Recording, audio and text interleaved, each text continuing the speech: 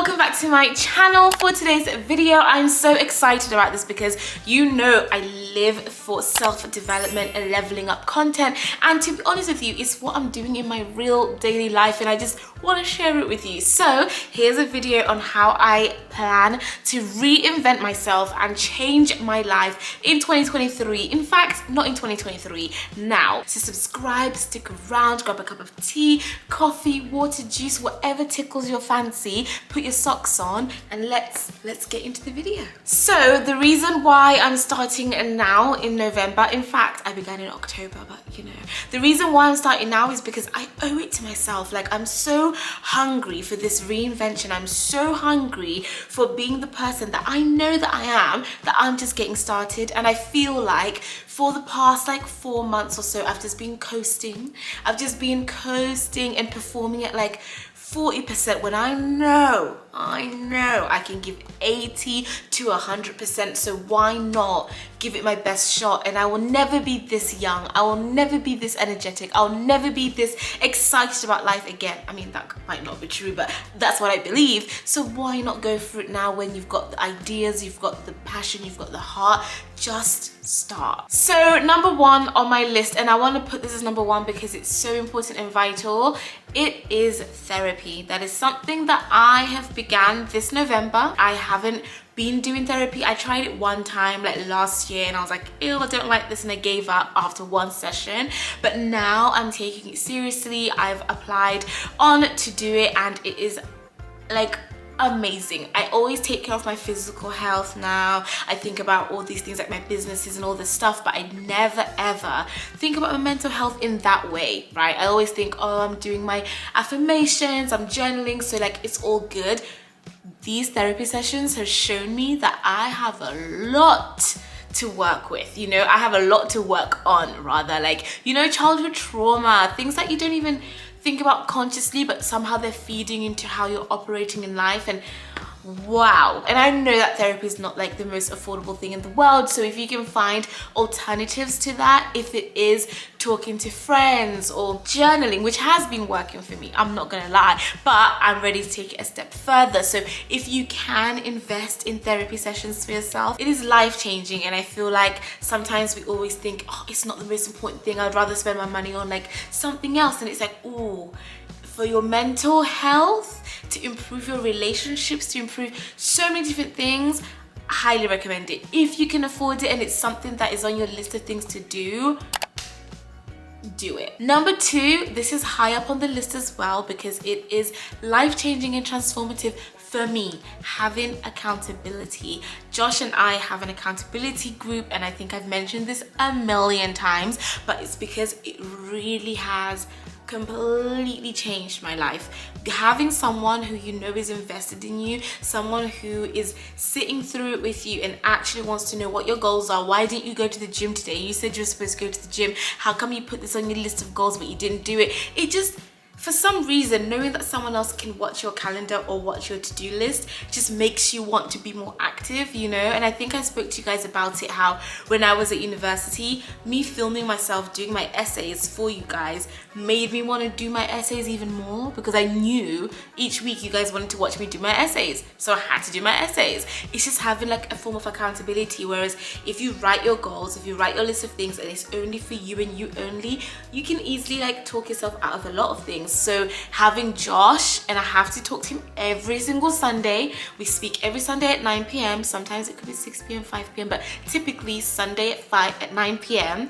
And if I don't do things on my list that I set, he fines me money, and I have to give him money. And we put it into this pot that we're gonna then use to then go on a holiday together or something. But it still hurts to lose that money. Like, it's still not something you want to do. So having accountability partners or a partner is amazing. Malala is like my ad hoc one. Like, we talk once in a while about those things, but Josh and I every single Sunday. But when I talk to Malala, it's more like overview, strategizing, whereas Josh is more the nitty-gritty day-to-day. So I highly recommend it. Number three, something that I have been doing religiously since reading Atomic Habits. Read it. If you haven't read that book by James Clear, what are you doing? You better read that tomorrow, okay? Since I read that book, and it said this key thing about who are you? Like, what kind of person are you? Forget the goals you have on your list of goals. Forget the things that you want to achieve and the awards you want to get. Fundamentally, what kind of person are you? Because if you say, I want to eat kale every single day, okay, but why? But if you say, I want to be a healthy person, you just start doing things that healthy people do. And healthy people might eat kale once in a while. They might go for a walk. Then you start to do the things of the kind of person that you are or want to become. Does that make sense? Like, I 100% want to build the habit of becoming a healthy person. That is my entire life's goal. I want to work out, eat good, look after my body, know what's going in, know what's going out, have a good sleep routine. All of these things are things that I am itching and dying for. And instead of looking at it as a goal and I'm over here watching it and wanting to be in it, I'm now looking at myself like I am a healthy person. I have the healthy mentality, I have the mindset of one, and I now just need to make my actions match my thoughts and words. Do you get it? So having these like discussions with yourself of who am I? I'm a hardworking person. I'm a person who's always on time. I'm a healthy person, and I'm a person who does what they say they're gonna do. Then by default, you now have to do what you said you're gonna do. Do you get it? So now I talk to myself like, if I look at a McDonald's order or cooking my cute salmon that's in the fridge, I think, what decision would a healthy person make? And then I just make the right decision based on what kind of person I want to be and the person I want to say I am. Number 4, which is very personal to me, so you might not be able to apply this one to yourselves, or maybe you might, depends on what you got going on. But of course, my PhD. I am going to be doing a PhD in August next year or September, and I'm preparing for that. Like, I want to prepare myself to be the best PhD student I possibly can. I think that in life, it's important to decide what it is that you want to do and then stick to it and prepare for it and like be about it, you know what I mean? So if I want to do this PhD and I want to do it properly, I want to start learning how to do research papers better, or how to research for research papers. I want to start learning how to have good systems in place and how to have a good study routine. Like, I can prepare in the 10 months I've got left. I can be preparing for becoming a PhD student. And maybe you're about to become a fiance or become a wife or a husband. You could be preparing on, how do I want to be a good partner for my husband or wife? I want to communicate better, so let me start reading books on communication. I want to be a parent next year, so maybe let me start watching TV shows or documentaries on what good parenting skills are so I don't traumatize my kids. If you choose the thing you want to do, start preparing for it, right? We need to start remembering that we dreamt about the things that we're doing now. I dreamt about getting admitted for a PhD program. I now have, so let me not waste that opportunity and let me give it my best shot. I'm tired of giving things half-hearted energy. I'm tired of not showing up and showing out for things, you know? So if you've got something coming up next year, if you're gonna be a doctor, if you're gonna buy a house, if you're gonna start thinking, how do I prepare so that when this opportunity begins or lands itself for me, I'm ready? Number 5 kind of feeds into number 4, but kind of doesn't. So I want to simplify my life, right? If I say yes to one thing, I need to realize that means I'm saying no to other things, right? So for example, I've just mentioned it, I've dreamt so long about becoming a PhD student.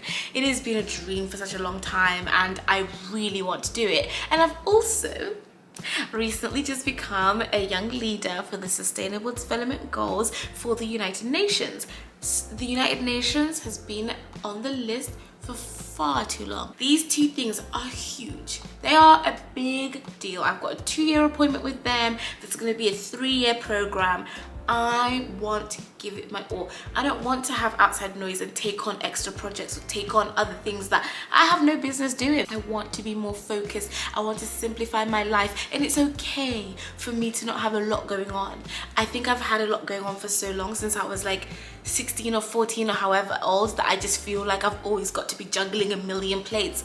No, simplify it. Decide what your goals are, pick your 3 or 4 strongest and give that your all. Don't listen to people who will say, oh, but you're not doing a lot, you haven't got a lot going on. Okay, because I'm working on my dream. So simplifying things and cutting to the core of what you want to do.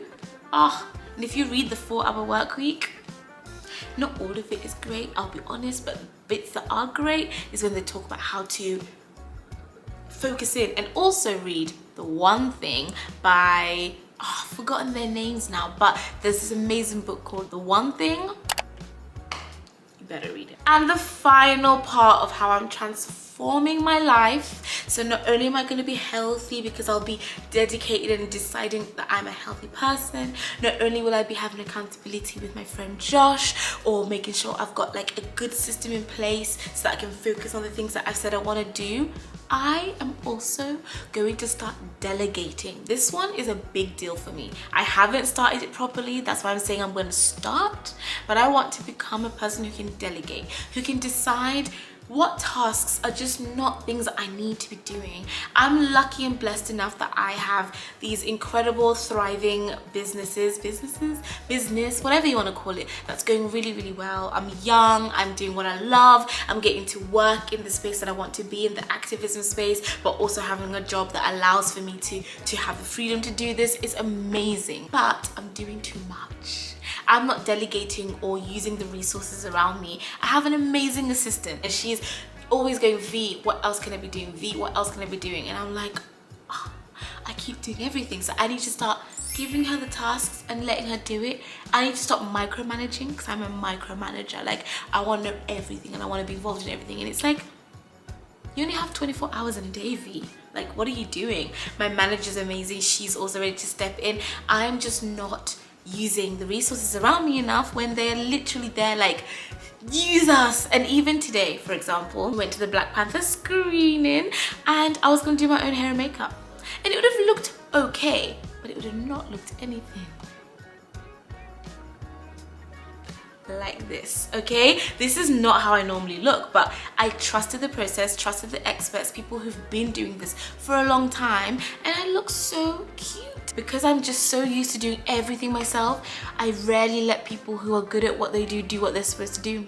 So a big one for me next year is delegating. I want things off my plate. I don't want to, I just want to be able to breathe and focus on the UN and my PhD, and those two things for me, the dream. So that's what I'm doing, right? I'm acknowledging my success, realizing where I am in my life, and that I am lucky enough that I can hire people, I can get help, and I need to stop denying that, because it means that I'm just overworking myself for no reason. So I hope this video was helpful, you guys. These are the things that I'm doing to reinvent myself in 2023. I want to be a boss.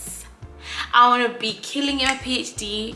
I want to be doing amazing at the UN. And for me to do those things, I have to reinvent myself. And to reinvent myself, gotta take these 6 actions. So anyway, I'm gonna dash. I hope you guys enjoyed it, and we'll speak very, very, very soon. All the best. Goodbye.